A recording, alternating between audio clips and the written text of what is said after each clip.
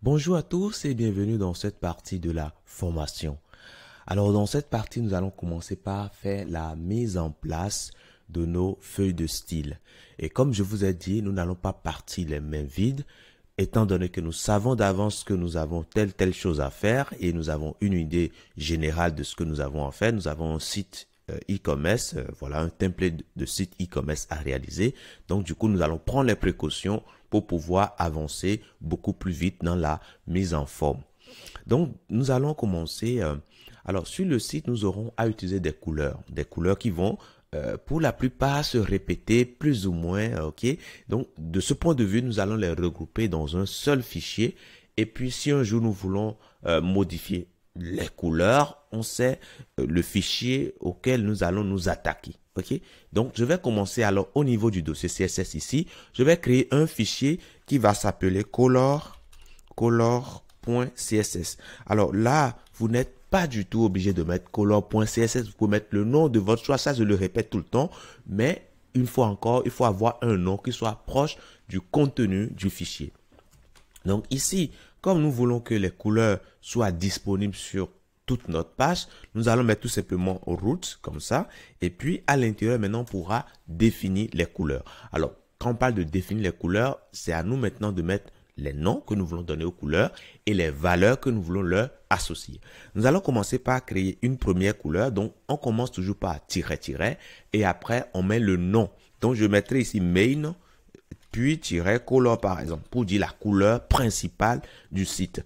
Donc ici je mettrai tout simplement til, mais notez que vous êtes totalement libre de mettre la couleur. Hein. Là c'est une couleur qui est déjà prédéfinie dans CSS, mais je peux également utiliser un caractère hexadécimal comme ça. Ok, voilà, comme je peux également utiliser RGB, ça, je ne vous apprends strictement rien, ok? Donc voilà. Alors, on aura également besoin par moment d'utiliser la couleur blanche sur le site. Donc, on peut définir cela tout simplement en mettant main color white. Parfois, la couleur qu'on utilise, la couleur blanche qu'on utilise, ça diffère un tout petit peu de la couleur blanche FFF. Donc là, vous définissez vraiment la couleur blanche que vous voulez. Et là, moi, je ne serai pas très éloigné de la couleur blanche que nous avons par défaut. Ok, je le mettrai. Et puis, nous aurons également parfois besoin de la couleur noire. Donc, je mettrai alors ici quoi? Ben, je mettrai tout simplement black, par exemple. Et du coup, je pourrais alors ici définir tout simplement le code couleur. Alors, ici, c'est 1D, 1D, 1D. Voilà. Donc là, c'est bon, je vais définir les couleurs.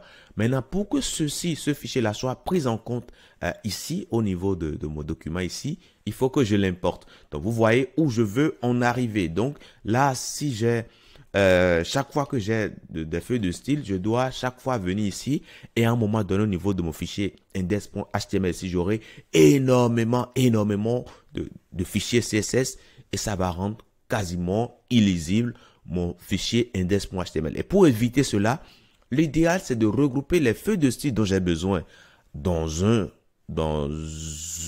je dirais plutôt dans une feuille de style lui-même et j'appellerai simplement cette seule feuille de style ici. Ok, comme ça, bon, j'ai un document qui est assez lisible d'abord pour moi-même, mais également pour les autres personnes avec qui je serai peut-être amené un jour à collaborer sur le projet. Donc du coup, de ce point de vue, je viendrai encore au niveau de CSS ici. Je vais créer un fichier qui va s'appeler main.css. Attention, main.css. Et dans ce fichier main là, ben, je vais pouvoir importer tout simplement. Donc je commence par arrobase et puis je vais importer. Là, j'indique l'URL de l'élément que je veux importer. Et là, si vous voulez, je peux simplement partir de la racine. Comme ça, c'est ce qui est le plus simple possible. Mais sinon, je peux tout simplement indiquer tout simplement que je veux prendre le fichier style. Puisque là, main et puis les autres sont au même niveau. Ok? Donc, je dirais que je prends style.css. Style.css. Comme ça. Ok? Je peux dire comme ça que je veux l'importer. Après ça, je dirais également que je veux importer d'autres. Mais là, ici, il faut que je mette ça tout simplement entre des côtes. Voilà, là, c'est bon.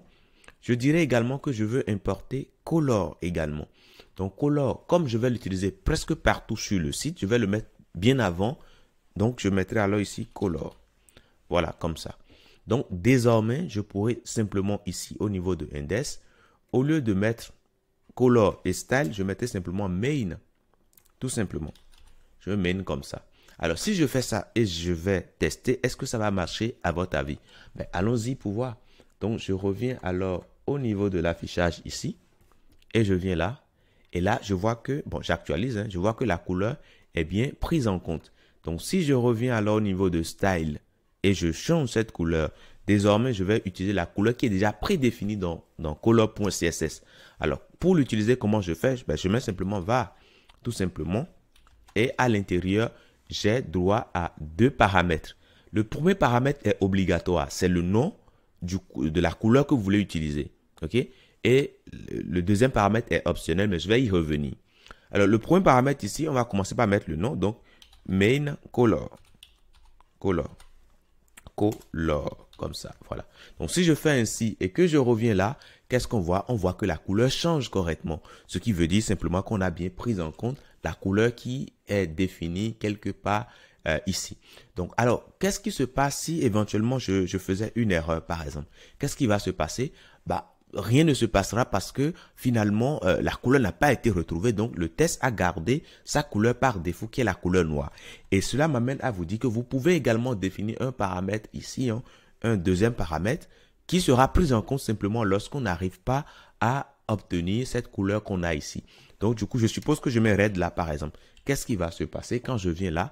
Là, j'ai la couleur red tout simplement parce qu'à un moment donné, on n'a pas été en mesure d'interpréter correctement, de trouver une valeur associée à cette couleur que nous avons définie ici. Et donc, du coup, ben, on prendra tout simplement le deuxième paramètre que j'ai là. Et là, nous avons red. Mais attention, si il venait qu'on arrive bien à récupérer l'information, la première information fournie, là, on n'ira pas vers la deuxième. Donc, du coup, on aura bien la couleur qui est spécifiée. Donc, voilà pour déjà cette étape. Maintenant, nous allons continuer également dans la mise en place. Nous allons également créer un petit framework avec quelques utilitaires. Hein. C'est-à-dire, bref, on va couper nos tomates, on va couper nos oignons, on va couper nos olives, tels que le font les restaurateurs. Nous allons simplement couper tout simplement je dirais, les petites propriétés de mise en page. Nous allons tout simplement les créer rapidement afin de pouvoir nous en servir de manière très efficace lorsqu'on sera côté HTML. Je vous dis merci et à tout de suite dans la prochaine.